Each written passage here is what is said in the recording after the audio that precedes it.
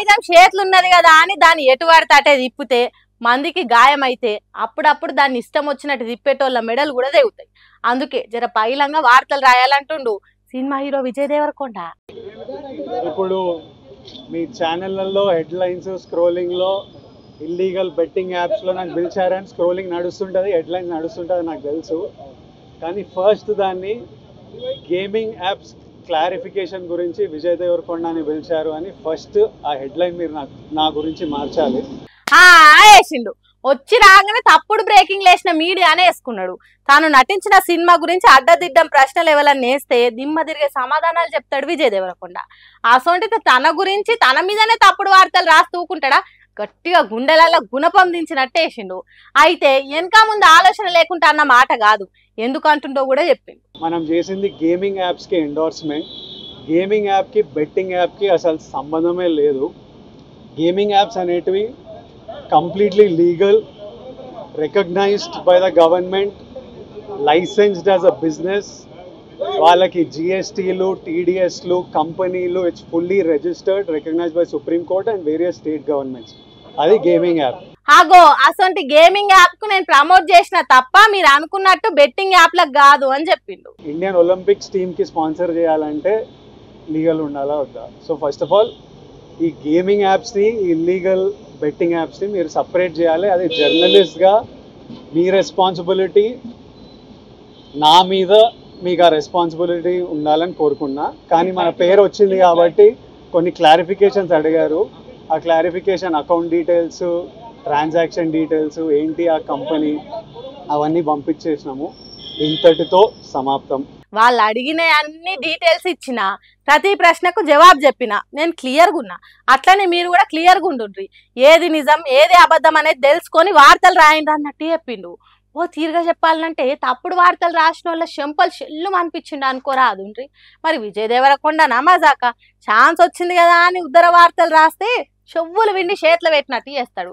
కాబట్టి ఇప్పటికైనా నా మీద వార్తలు రాసేటప్పుడు జరంత ఆలోచన చేయండి అన్నట్టు చెప్పిండు.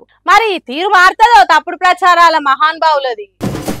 కాంగ్రెస్ పార్టీ సపోర్ట్ చూసుకొని ఎగిరెగిరి పడుతున్న ఐఏఎస్ ఐపీఎస్ ఆఫీసర్లంతా మంచిగా గుర్తుపెట్టుకోర్రి. ఇంకా 2.5 ఏళ్ళు అయితే మీ ఫ్యూచర్ ఎట్లుంటుందో ఆ బ్రహ్మ కూడా డిసైడ్ చేయలేడు. హాగరో పుసుక్కున గంత పెద్ద మాటలు మాట్లాడుతుంది ఏంది ఈ పిల్ల అని చూస్తురా. వామో నేను కాదు ఇవి చెప్పేది, యోగి సారు. ఒక ఐఏఎస్ అధికారి ఒక ఐపీఎస్ అధికారి ఇద్దరు చిలక పలుకులు పలుకుతున్నారు. ఏమని? 10 ఏళ్లలో ఒక్క రేషన్ కార్డు ఇవ్వలే. కాంగ్రెస్ వాళ్ళు మాట్లాడినట్టు మాట్లాడుతున్నారు. నేను వాళ్ళందరికీ ఒకటే చెప్తా ఉన్నా, ఎక్కువ టైం లేదు. 2.5 ఏళ్లలో మళ్ళీ మేమే వస్తున్నాం. ఎవరైతే ఎగిరెగిరి పడుతుండ్రో, ఎవరైతే అతి చేస్తుండ్రో, ఎవరైతే రేవంత్ రెడ్డి కంటే ఎక్స్ట్రాలు చేస్తున్నారో వాళ్ళందరికీ నేను ఒకటే మాట చెప్తున్నా. నేను ఇదివరకు కూడా చెప్పినా, మళ్ళీ కూడా చెప్తున్నా. బరాబర్ ప్రతి పేరు రాసి పెట్టుకుంటాం, ప్రతి ఒక్కరి మాటలు యాది పెట్టుకుంటాం. ఇదివరకు లెక్క మాత్రం ఈసారి ఉండదు. అన్ని లెక్కలు హిసాబ్ కితాబ్ సెటిల్ చేసే బాధ్యత నాది. గులాబీ పార్టీని లేకుండా చేస్తామన్నోళ్లకు నోరు మూపించే సమాధానం చెప్పిండు కేటీఆర్. ఎవడెవడో మాట్లాడతాడు తలమాసినోడు. ఒకడు అంటాడు బీఆర్ఎస్ ఉండనే ఉండదు, బీజేపీలో పోతుంది అంటాడు. మనకేం కర్మ, నాకు అర్థం కాదు. తెలంగాణ ఉన్నంత కాలం ఈ గులాబీ కండువా ఉంటుంది, బరాబర్ ఉంటుంది ఖచ్చితంగా. ఈ రెండు పార్టీలకు 3 చెర్ల నీళ్ళు తాగిచ్చి మళ్ళొక్కసారి డంకా బజాయించి కేసీఆర్ గారిని ముఖ్యమంత్రి చేసుకుందాం, మన రాష్ట్రాన్ని కాపాడుకుందాం. జై తెలంగాణ. ఇప్పుడు పెద్దలు ఆ గది ముచ్చట. కాంగ్రెస్ బీజేపీలకు 3 చెర్ల నీళ్లు దాపిచ్చి మళ్ళొకసారి కేసీఆర్ ను సీఎం చేసుకుందామని ఎంత గట్టిగా చెప్తున్నాడు కదా. ఇవే కాదు ఇంకా చాలా చెప్పిండు. పనిలే పని పార్టీ మారిన ఎమ్మెల్యేలను కూడా గట్టిగానే ఆర్చుకుండు. మల్కా గవేందో కూడా విని ఆలకించుండ్రి. ఎట్లున్నదంటే పొద్దున ఇక్కడికి వచ్చేటప్పుడు ఒక వీడియో చూసిన. నేను పార్టీ మారిండ్రు కొంతమంది, మన ఎమ్మెల్యేలు మన పార్టీలో గెలిచిన కొంతమంది పోయినాక సరే పోయిన వాళ్ళు పోయినామని చెప్పుకోవాలి కదా. ఏ పార్టీలు ఉన్నావా అంటే ఈ పార్టీలు ఉన్నాయని చెప్పుకోవాలి. ఇక్కడికి వస్తుంటే ఆ వీడియో చూసిన. విలేకరు అడుగుతాడు, ఏ పార్టీలు ఉన్నావు సార్ నువ్వు అంటే, ఏ పార్టీలు ఉండాలో గా పార్టీలనే ఉన్నా. ఇప్పుడు మీకు పిల్లలు ఉంటారు అందరు ఇళ్ళలో.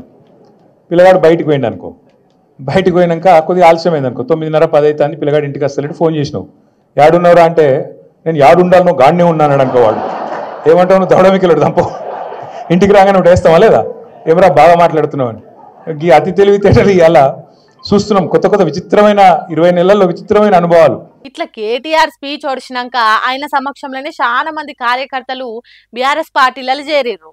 వాళ్ళందరికీ ఆ గులాబీ కండువా కప్పి పార్టీలకు పిలుచుకుండు.